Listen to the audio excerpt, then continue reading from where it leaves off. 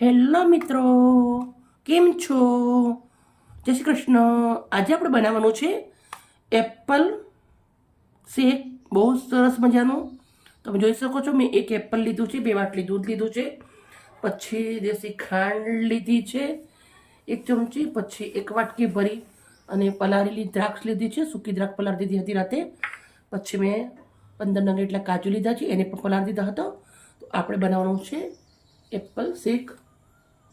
મિક્સરનો jar લીધો છે, direct આપણે અંદર એપલ કટ કરી દેવાનું છે. તમારે એનું છિલકું નીકાળવું હોય તો નીકાળી શકો છો, પણ કંઈ જરૂર નથી. સિલ્કાના અંદર બહુ જ ગુણ હોય છે, એટલે આપણે સિલ્કા સાથે જ લીધું છે.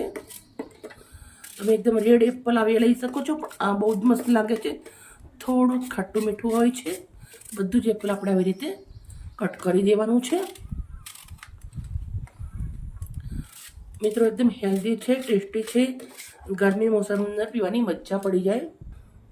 એપલ સમારી દીધું છે. હવે આપણે 2 બાટલી દૂધ રેડી દેવાનું છે. અંદર 2 ભેંસનું તાજું દૂધ આવે, થોડું પહેલાં ગરમ કરી લીધું હતું, પછી નાખું છું.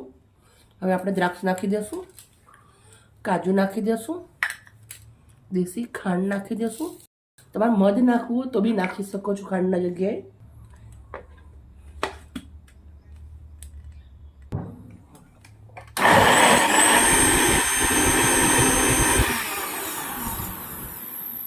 શેક આપણો બની અને રેડી થઈ ગયો છે. હવે આપણે સર્વ કરશું. તમે જોઈ શકો છો કેટલો સરસ મજાનો બન્યો છે.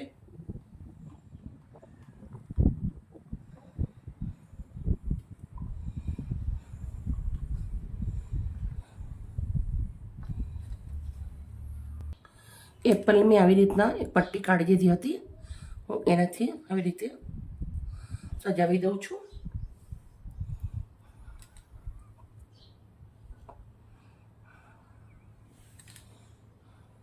મિત્રો, મારી વિડીયો સારી લાગી હોય તો પ્લીઝ મને એક લાઈક કરજો, દોસ્તો અંદર શેર કરજો અને તમારા પરિવાર માટે જરૂરથી બનાવજો.